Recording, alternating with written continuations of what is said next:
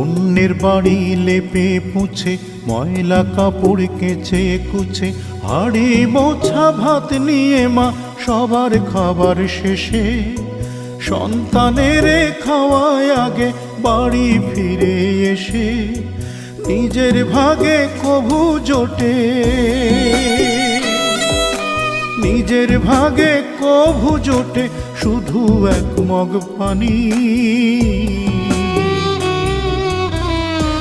মানে একটা গল্প বিশাল এক কাহিনী, মানে একটা গল্প বিশাল এক কাহিনী।